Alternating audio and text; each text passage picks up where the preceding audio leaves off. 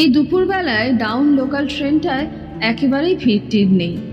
সুদীপ যে কম্পার্টমেন্টে জানলার ধার ঘেঁষে বসে আছে সেখানে মাত্র 10-12টি প্যাসেঞ্জার। তারা এধারে ওধারে ছড়িয়ে ছিটিয়ে রয়েছে। দুপুরের দিকে 2-1 ঘন্টা বাদ দিলে সাবারবান লাইনের ট্রেনগুলোতে ছুঁচ গলাবার জায়গা থাকে না। এখন কামরাগুলো এমনই ফাঁকা, ইচ্ছে করলে শুয়েও যাওয়া যায়। এই সময়টা কোনোদিনই বাড়ি ফেরে না সুদীপ। আচমকা অফিসে স্ট্রাইক হয়ে যাওয়ায় করার কিছুই ছিল না। এয়ার কন্ডিশন সিনেমা হলে গিয়ে কোনো বিদেশি রোমান্টিক ছবি টবি দেখে ঘন্টা 3 আরামে কাটিয়ে দেওয়া যেত, কিন্তু ফিল্ম দেখতে আজ ভালো লাগছিল না। কলকাতা থেকে 32 কিলোমিটার দূরে বীরপুরের নতুন টাউনশিপে বাড়ি করেছে সুদীপরা। এ লাইনের সে একজন ঝানু ডেলি প্যাসেঞ্জার। সকালে 8টা 25-এর ট্রেন ধরে কলকাতায় আসে, ফেরে 6টা 40 কি 7টা 8-এর ডাউন লোকালে। একটা মাল্টি ন্যাশনাল কোম্পানিতে ছোট মাপের একজন এক্সিকিউটিভ সে। সুদীপের বয়স 28-29, 6 ফিটের মতো হাইট, মেদহীন টান টান চেহারা, স্পোর্টসম্যানদের মতো দারুণ স্বাস্থ্য, গায়ের রং বাদামি, চুল ব্যাক ব্রাশ করা, পরনে দামি সাফারি স্যুট। এখনও বিয়ে টিয়ে হয়নি সুদীপের। এ নিয়ে বাড়ি থেকে নিয়মিত চাপও দেওয়া হচ্ছে, কিন্তু মনস্থির করে উঠতে পারেনি সে। আরও 2-3টে বছর ভারহীন ফুরফুরে জীবন কাটাতে চায় সে, তারপর ওই ব্যাপারে ভাবা যেতে পারে। আসলে ভেতর থেকে কোনো রকম তাড়াই অনুভব করে না সে। সচ্চরিত্র যুবক হিসাবে বীরপুরে সুদীপের বেশ সুনাম। তার বিরুদ্ধে এই নতুন শহরে কোনোদিনও তেমন কিছু শোনা যায়নি। জানলার বাইরে দুর্মনস্কের মতো তাকিয়ে আছে সুদীপ। শিয়ালদা থেকে 3-4 কিলোমিটার যেতে না যেতেই দুধারে অবারিত সবুজ ধান ক্ষেত, কানায় কানায় ভরা খাল, খালের ওপর বাঁশের সাঁকো, সাঁকোর মাথায় মুনি ঋষিদের স্টাইলে বসে থাকা মাছরাঙা কি বক। মাথার উপর দিয়ে বাতাস চিরে চিরে বুনো পাখির ঝাঁক উড়ে যাচ্ছে। দূরে দূরে পেন্সিলের আঁচড়ের মতো 1-2 আবছা গ্রাম কিংবা উদ্বাস্তু কলোনি। একটা স্টেশন আসে, 8 মিনিটও থামে না ট্রেনটা। শশব্যস্তে 2-4 জন প্যাসেঞ্জার নামিয়ে কয়েকজনকে তুলে আবার দৌড় লাগায়। আকাশের গায়ে বোহেমিয়ান কিছু মেঘ, আদিগন্ত ধানের ক্ষেত বা পাখি টাখি। একটানা এই দৃশ্যাবলী দেখতে দেখতে একসময় কামরার ভেতর মুখ ফেরায় সুদীপ। আর তখনই দেখতে পায় 3-4টে রো পর কোনাকুনি একটা জানলার পাশে বসে আছে প্রীতি। লক্ষ্য করে প্রীতিও পলকহীন তার দিকেই তাকিয়ে আছে। হয়তো অনেকক্ষণ সে ওভাবে তাকিয়ে দেখে যাচ্ছে সুদীপকে, সুদীপ টেরই পায়নি। প্রীতির বয়স 25-26-এর মতো। গায়ের রং কালোও না ফর্সাও না, দুয়ের মাঝামাঝি। মুখ ডিম্বাকৃতি, ছোট্ট কপালের ওপর ঘন চুলের ঘের। চুল অবশ্য লম্বা নয়, কাঁধ পর্যন্ত ছাঁটা। বড় বড় টানা চোখ প্রতিমার কথা মনে করিয়ে দেয়। গলাটি যেন নিখুঁত ফুলদানি। নিটোল হাত দুটি কাঁধ থেকে শটান নেমে এসেছে। আঙুল লম্বাটে, পাতলা ঠোঁট, ম্যানিকিওর করা নখ। প্রীতির পরনে এই মুহূর্তে রঙিন সিনথেটিক শাড়ি, স্লিভলেস ব্লাউজ, পায়ে হালকা ফ্যাশনেবল স্লিপার, গলায় সরু চেন। বুকের যে লকেটটা ঝুলছে সেটা মিনে করা ছোট্ট একটা নৌকো। কতদিন পর প্রীতিকে এত কাছ থেকে দেখলো সুদীপ? 5-6 বছর তো নিশ্চয়ই। তখন তার মুখ ছিল আরও ভরাট। মসৃণ ত্বক থেকে দুটি বেরিয়ে আসতো যেন। চুল খুলে দিলে কোমর ছাপিয়ে যেত। একটু ভালো করে লক্ষ্য করলে দেখা যায় প্রীতির সমস্ত চেহারায় কালচে স্বরের মতো একটা ছোপ পড়েছে। চোখে মুখে পৃথিবীর যাবতীয় ক্লান্তি। মুখের সেই ভরাট ভাবটা আগের মতো নেই, সেখানে ভাঙচুর শুরু হয়ে গেছে।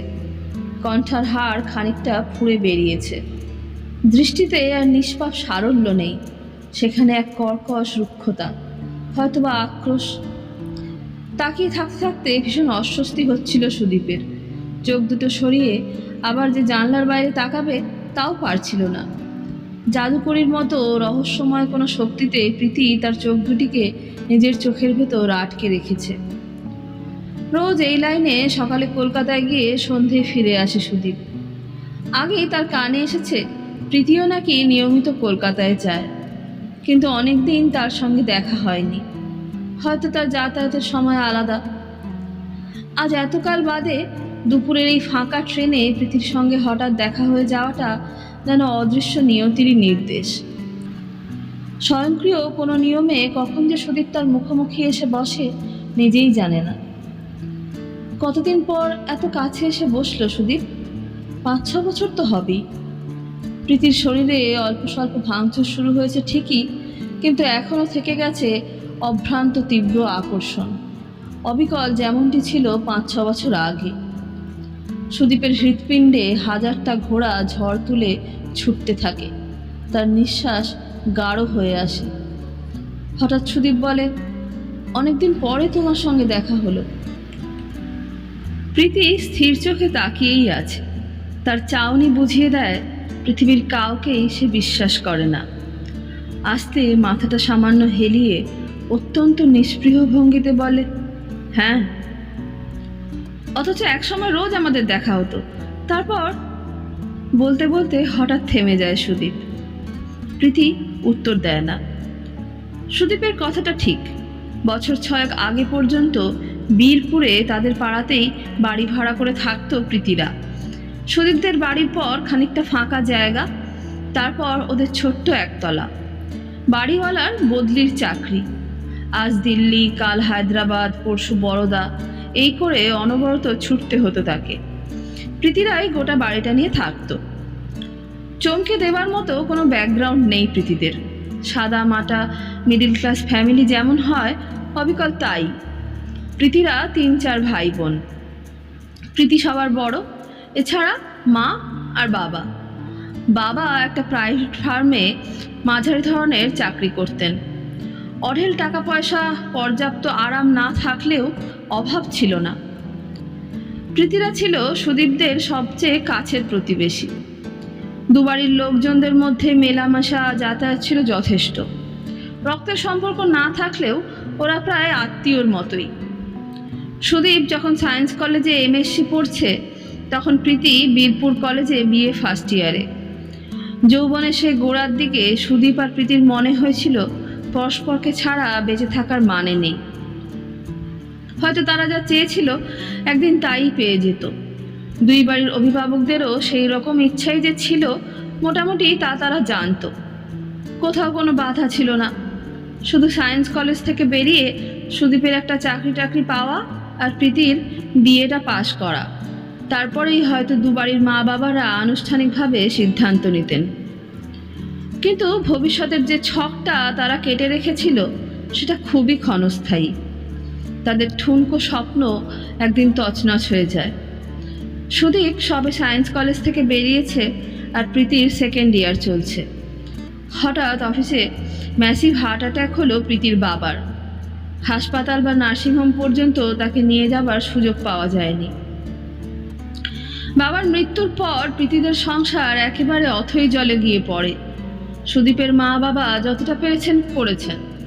প্রীতির বাবার অফিস থেকে তার পুরনো লোন টোন কেটে প্রভিডেন্ট ফান্ড এবং গ্র্যাচুইটির টাকা যা পাওয়া গিয়েছিল তাতে কিছুদিন খুঁড়িয়ে খুঁড়িয়ে কাটতে থাকে। কিন্তু এভাবে তো চিরকাল চলে না। প্রীতি কলেজ ছেড়ে দিয়ে এমপ্লয়মেন্ট এক্সচেঞ্জে আর কলকাতার অফিস পাড়ায় ঘুরতে লাগলো। কিন্তু তার আত্মীয় স্বজনদের ভেতর কেউ মিনিস্টার বা এমপি নেই যে চাইলেই চাকরি জুটে যাবে। সুদীপ তাকে অনেকবার বুঝিয়েছে বিয়েটা অন্তত পাশ করা অত্যন্ত জরুরি। একটা ডিগ্রি না থাকলে চাকরি বাকরি অসম্ভব।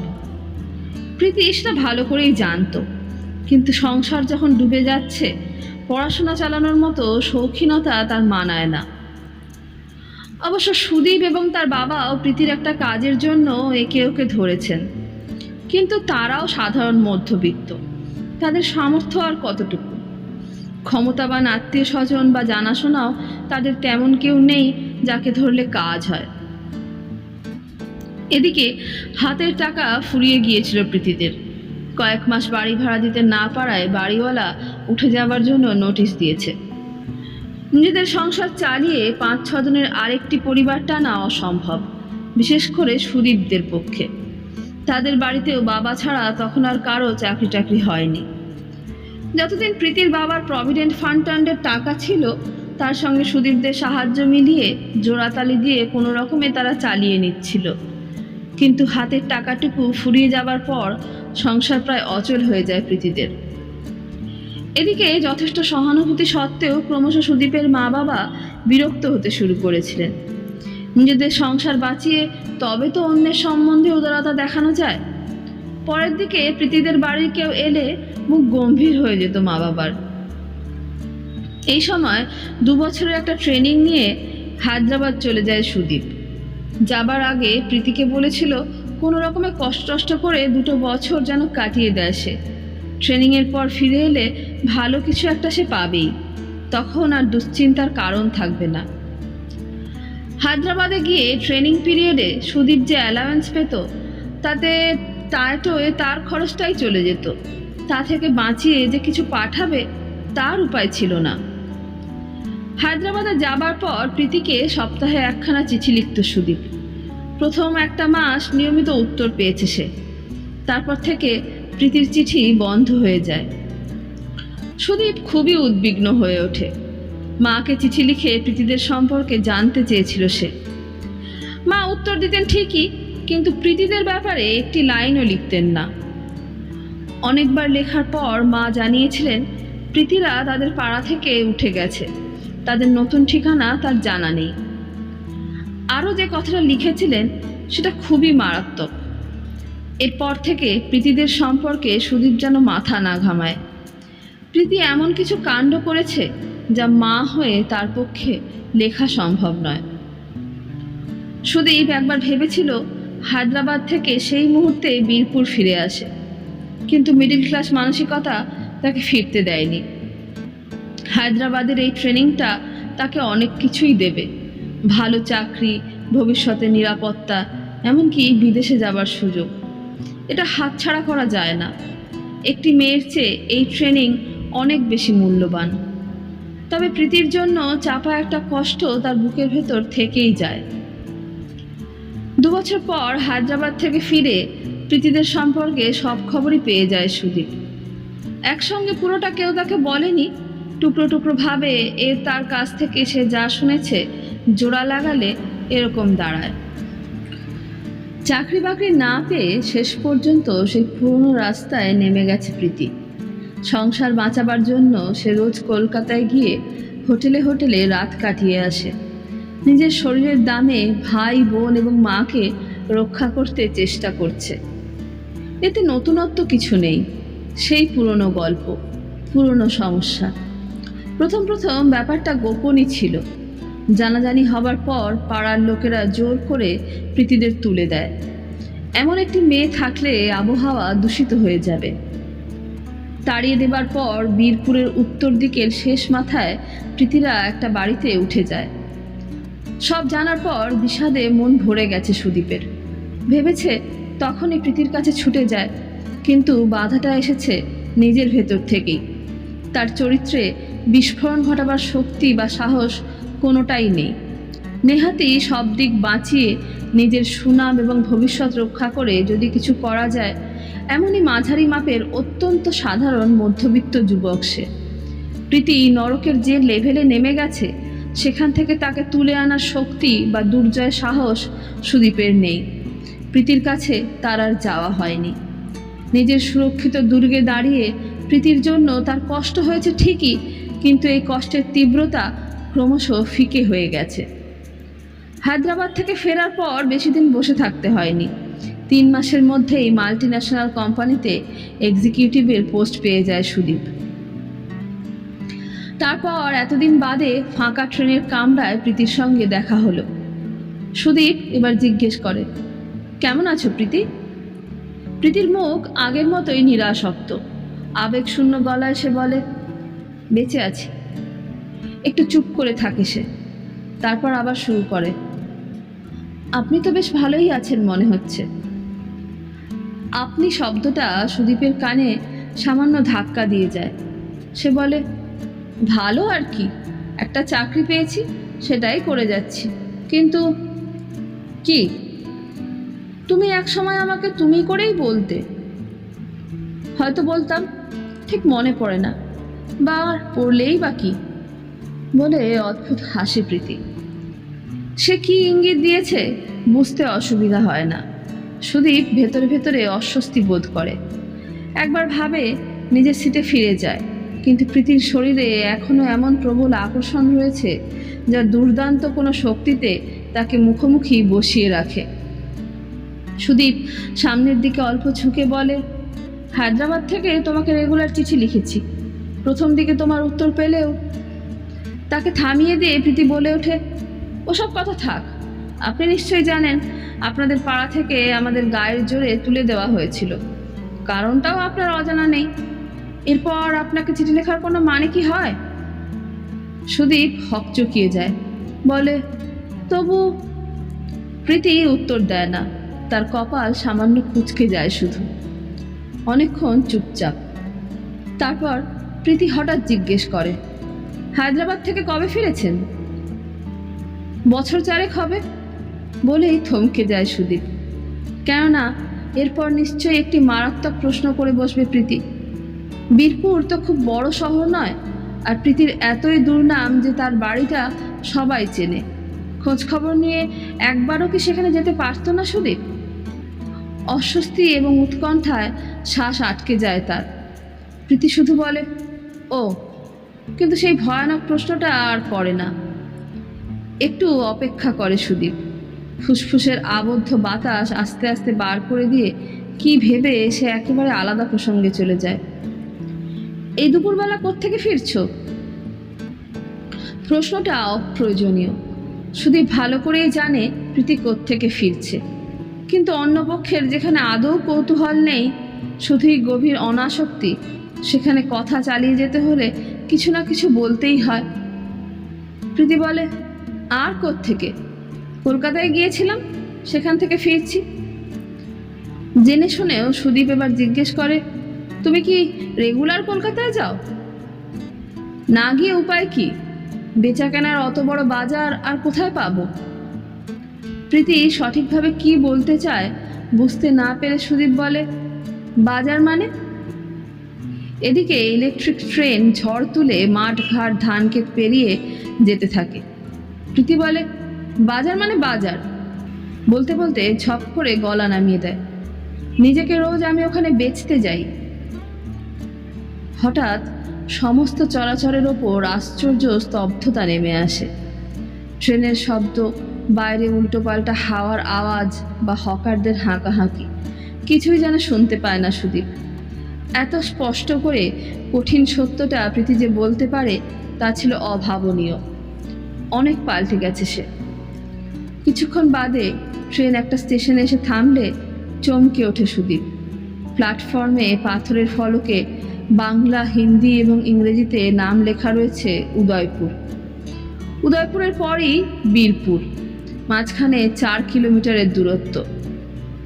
এই রাস্তাটুকু পেরোতে ইলেকট্রিক ট্রেনের 5 মিনিটও লাগবে না। সুদীপ ভাবে এখনই তার উঠে পড়া উচিত, কেননা বীরপুরে পৌঁছলে স্টেশনে চেনা জানা কেউ যদি প্রীতির সঙ্গে তাকে নামতে দেখে তার পরিণতি সুখকর হবে না। অথচ এবারও নিজের সিটে ফিরে যেতে পারছিল না সে। ট্রেন ছেড়ে দেয়।